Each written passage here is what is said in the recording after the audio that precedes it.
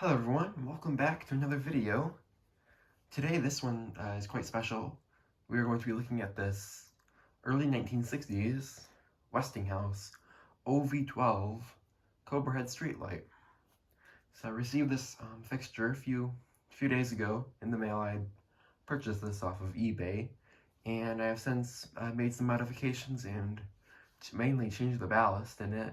The original ballast was not, or the bit ballast that came with it was not original, so I didn't feel too bad replacing it, and it went from a 250 watt metal halide fixture to a 100 watt mercury vapor. So I think that's pretty cool. I don't have any mercury vapor 100 watt Cobras yet, so this was something that I did want to try to do, to add one new different thing to the collection. So the Westinghouse OV-12 is a little weird in that it is a transition style fixture. So before this, the Westinghouse OV-10 existed in the 10IB, and that was a clamshell fixture and a power pack type fixture respectively. But the OV-12 was the first small Cobra head from Westinghouse.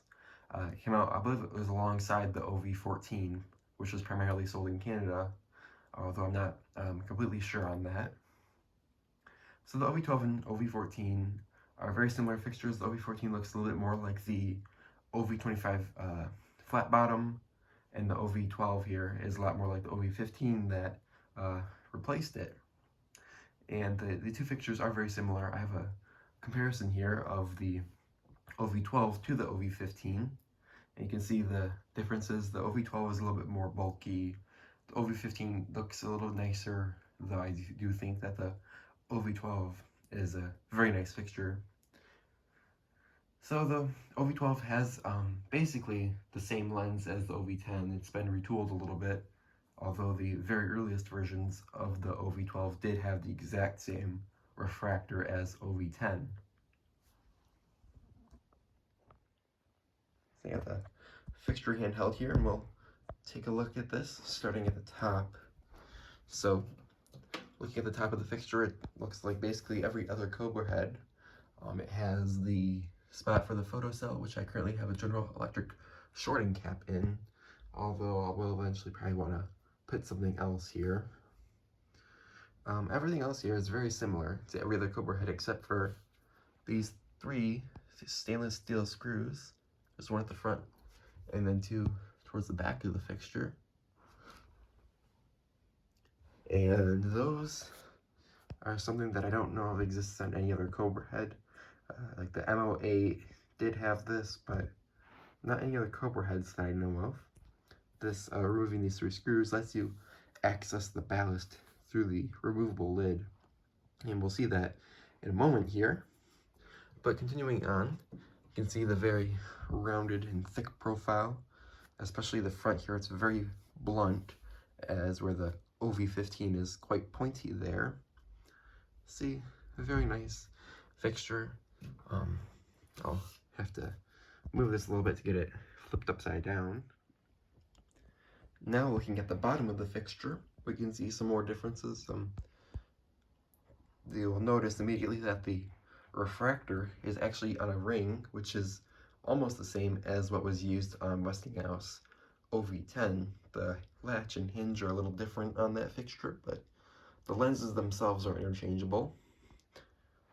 We have some drip holes here, and then the little hinge here for the refractor.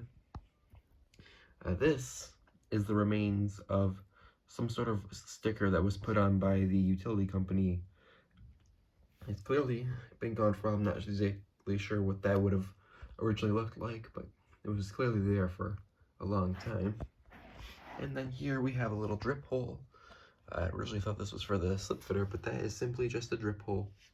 So that's all there is. I'm kind of surprised there's no Westinghouse markings on that. Now looking at the glass here, it does have the Westinghouse logo on it, but we'll get to see more of that in a moment. And the latch up here, which is again very weird, deviates from the typical latch style, has a very nice Westinghouse logo as well as saying push flush to close. And you can see mine does not push flush. That's because of the gasket that's inside of this. Prevents it from closing all the way. So that's a little bit irritating, but we'll just kind of live with it. So we'll get this refractor ring opened up and we can see what's on the inside of that reflector. All right, to open up OV-12, we start by pushing back this latch, which is spring-loaded. This is as simple as that, and then this will come down as such. Now, getting the lens out is a little weird. It doesn't seem to work quite right, or it seems a lot more difficult than it should be. But if you twist this, you can't get that latch to come off. Yeah, it's very stiff. There we go. Got that latch off, or that lens off. We'll take a look at that separately.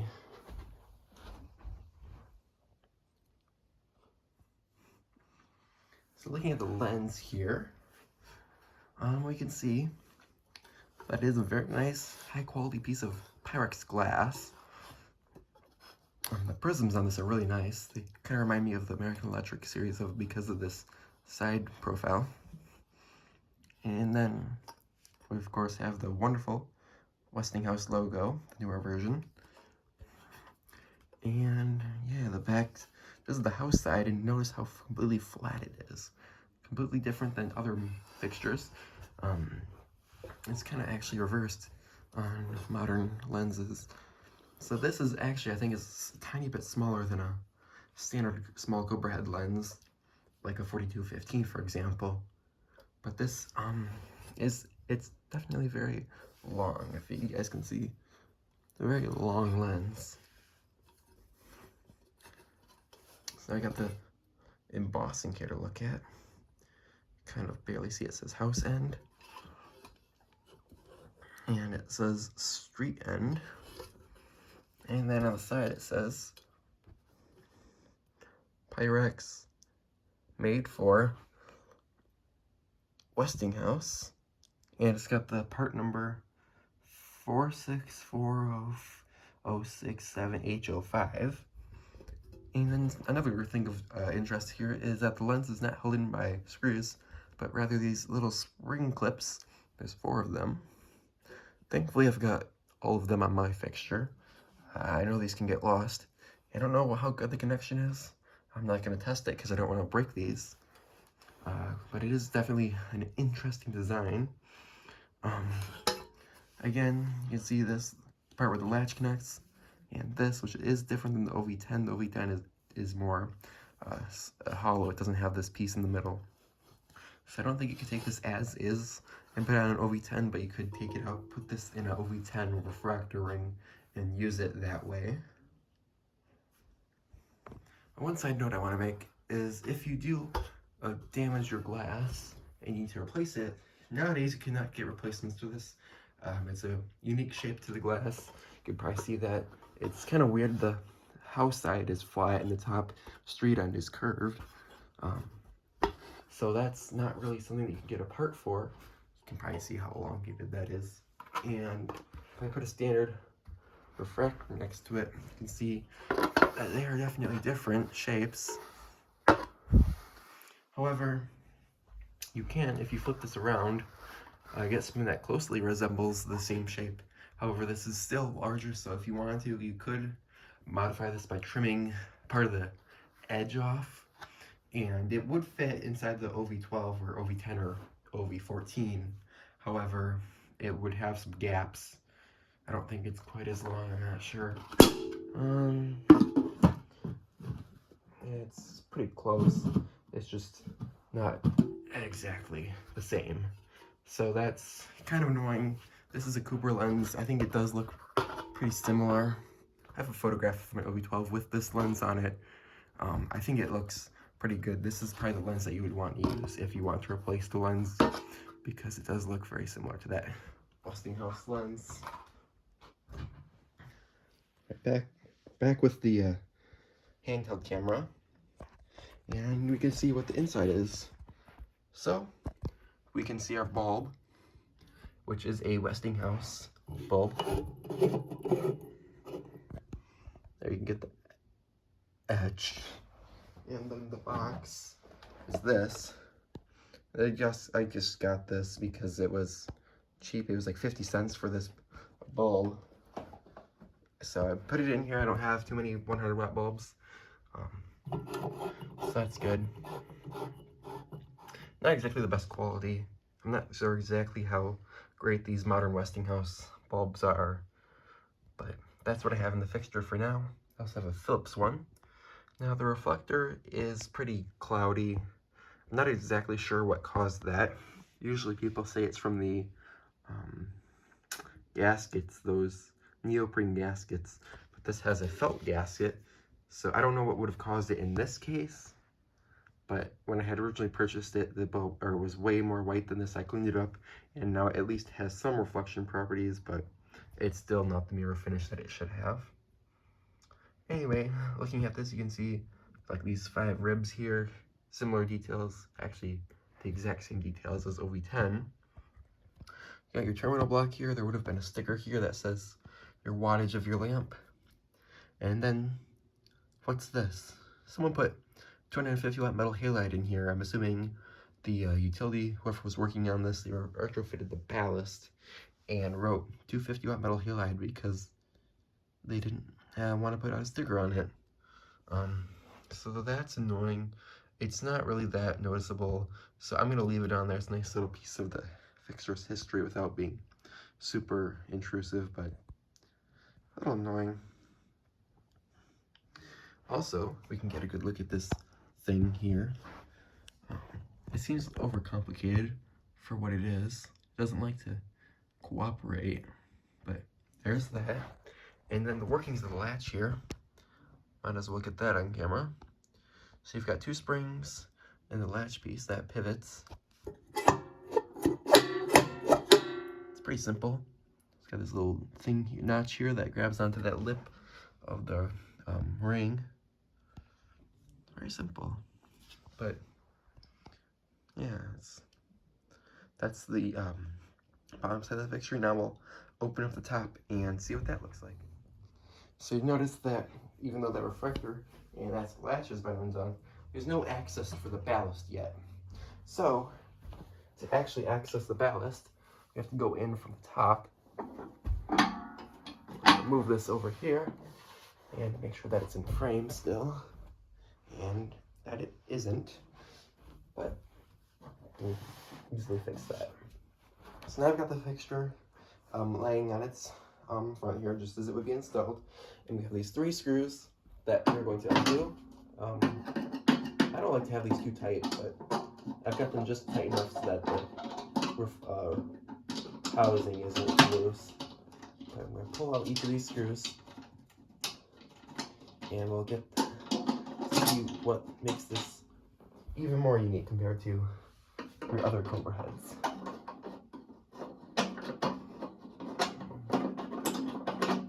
So that one's out, and then there's one more on the other side.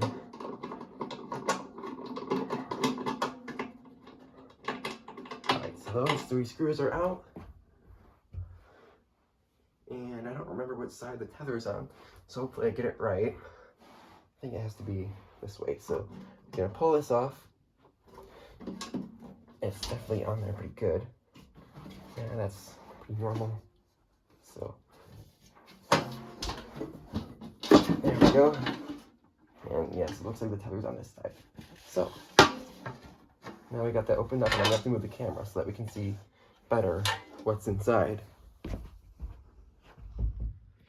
Alright, back to this free-floating camera. We can see the insides of OV-12, and again, what makes this fixture so special. So, I can't really remove this right now, because there's wires connecting it, and there's also a tether, so we'll get to that in a moment though. So we're going to start here by looking at the lid. The lid is very similar to the top housings on other streetlights, except it has no mounting hardware on it except for these 3 screws and that screw right there. So So these are the screws that attach to the bottom plate. They have these little clips on them that are rusted, but the screws themselves are stainless.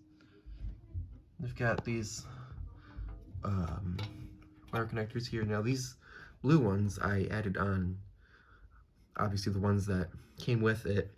The wires were completely ruined, like this one. So there's no really a point in trying to save that. So I've got all new wires here. This red wire is stuff that I found at an estate sale.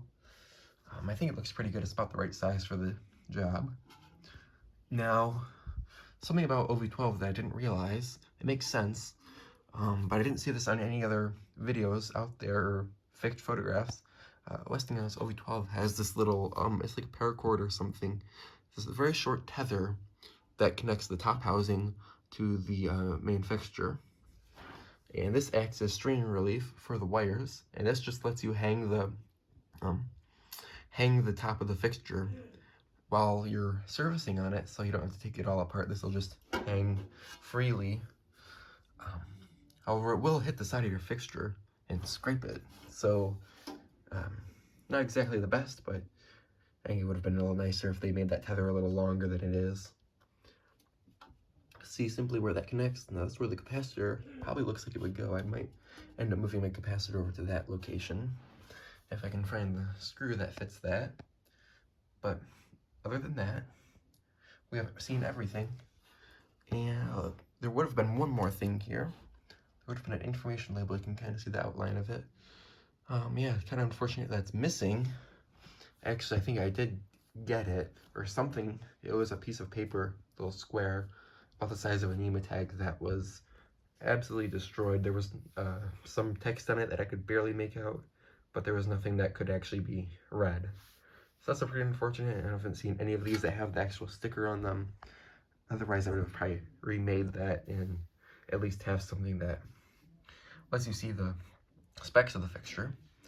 I've got this little zip tie here holding these wires together just to kind of separate them from the other wires. So that's the lid. Now let's look at the fixture up here. Start with the slip fitter. The slip fitter on this thing is just weird. It's unlike any other streetlight slip fitter I know of, at least the American ones. It's spring-loaded. It's got, it's really is strange. I've had this mounted and it's kind of weird how the fixture just kind of is able to move. But this whole plate is able to move up and down on that. And really the only purpose of those springs, I think, is just to keep it from being too loose and seeming junky. But it's definitely something special. Now these two bolts in the back are your U-bolt. You can see it in there.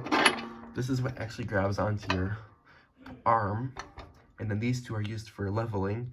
So you use this in conjunction with the springs, and you're able to change the tilt of this entire piece. And these two bolts on the back just act as a pivot point. Now this can really, I think, the only can accept a 2-inch pipe. There would be a little adapter that screws in here, a little shim that would let you use a 1.25-inch mast arm. Although I don't have that. I don't have any 1.25-inch mast arms either, so it's not really a huge deal. Anyway, next we have the Bakelite socket, which I find weird. Westinghouse used porcelain sockets on their OV-10, Bakelite sockets on this OV-12, and then the OV-15 that came later, again, had a porcelain socket. So I'm not sure why they kept switching back and forth between Bakelite and porcelain sockets. I like the porcelain ones better, but that's what it comes with, and it's got the logo on it at least. You can see the Westinghouse logo. It's got some other text on it. You can see some of those crimps that I added on. Anyway, that doesn't leave us with much more than the ballast here. Again, this is not the ballast that came with the fixture, but I added this in because I wanted a 100-watt fixture. You can see the specs of the ballast as well as the wiring diagram. So H38 ballast, really cool. The only other H38 fixture I have is a little yard blaster, So it's nice to have one that's like a proper street light, as well as a nice higher quality ballast. The other one I have is Regent, and I've heard that those ballasts are kind of crap. And the capacitor here, pretty simple. All basic stuff. I do have the original, well, not the original ballast, but the ballast that came with it, 250 watt metal halide ballast by Advanced. I'll probably use this in some other application. There's that very big ballast, very heavy. One nice thing about the switchover is it made the fixture a lot lighter, a lot easier to work on and move around. Has photographed it. Certainly wasn't clean either way, but I do think that smaller ballast makes it look a little nicer. Next thing we have here is that, I'm not certain what that little post there is for. And then next is the socket. This has A, B, C, D positions for different light distributions. Basically just loosen these two screws to release the tension on this. And your socket can move back and forth, and you'll just set it in one of these grooves, lock it down, so that it stays in place, and you can change your focal point of your street light. Now the lens here, again, you'll notice from the shape, the ridges on the front and on the top, it is OV-10, just repurposed to fit in a Cobra. At the front here, we have this little spring that holds the reflector in place. 2 screws, and this is one of the holes that accepts the lid screws, and then there's 2 more here. And that's really all there is on the inside of the fixture. You can pull out this reflector. However, I don't really want to do that. I think I'm just going to leave it in for now. And we'll put this back together so that we can watch it turn on. Let's turn off the lights here. And as a reminder, it's using that Westinghouse bulb, the Chinese Westinghouse bulb. And with that said, my first 100 watt mercury vapor Cobra in 3, 2, 1.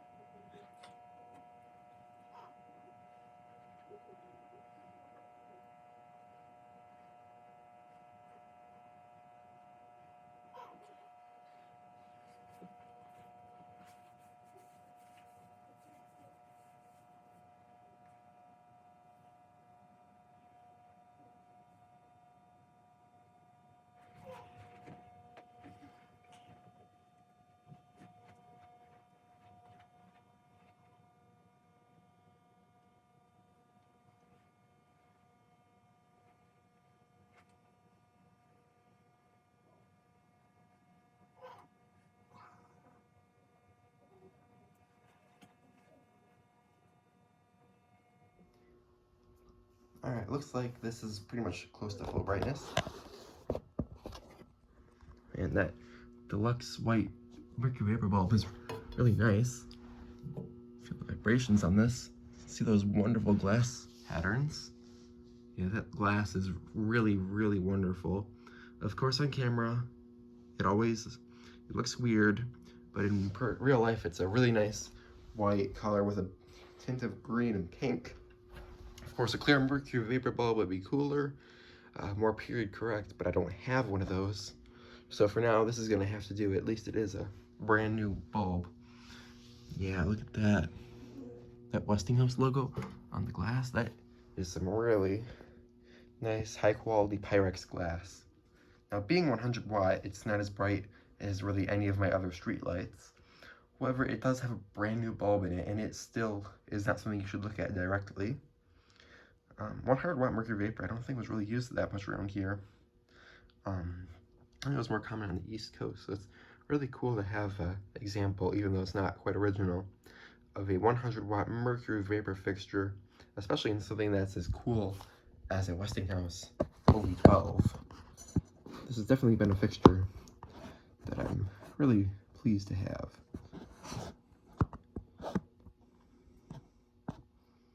So there's the fixture. I'm gonna turn it off now.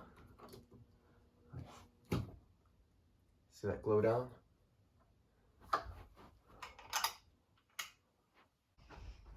So anyway, that is my 100 watts mercury vapor Westinghouse OV-12 transition style Cobra head luminaire. Hope you guys enjoyed this video. As always, thanks for watching, and bye for now.